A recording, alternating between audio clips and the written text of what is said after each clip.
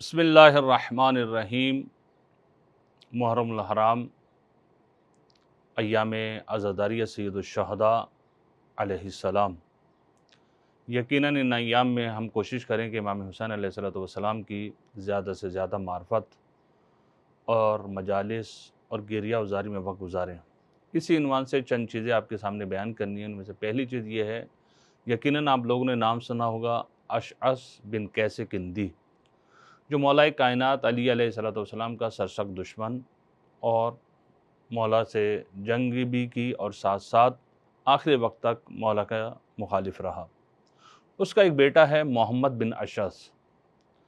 वो एक मरतबा इमाम हुसैन अलैहिस्सलाम से मुलाकात करते हुए ये कहता है कि आप ये कहते हैं कि तुम लोग मेरी जो है पासदारी करो, मेरा ख्याल रखो, मेरी इत्तबा करो, मेरी पैरवी करो। आखिर क्यों ये आप कहते हैं?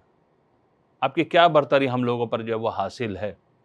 एक मरतबा इमाम हुसैन अलैहिस्सलाम मुझसे कहते हैं, क्या तुमने कुरान की ये आय करीमा पढ़ी है कि इन्नल्लाह हस्तफ़ा आदमा व नूहन व आला इब्राहीम व आला इमरान अलल आलमीन?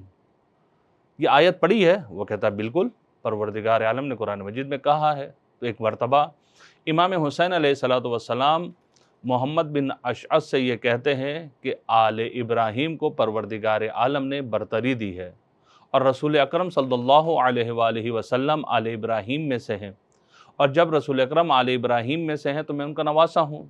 जब मैं उनका नवासा हूँ तो आले इब्राहीम को परवरदिगार आलम ने आलमीन पर बरतरी दी है, तमाम लोगों पर बरतरी दी है। बस इस आय के ज़ेल में आले इब्राहीम हम लोग हैं, हमारी तुम इत्तबा करो, हमारी तुम पैरवी करो और हमारी पासदारी करो। तो एक मरतबा जो है वो खामोश हो गया और इमाम से जवाब से वो मुतमईन हो गया।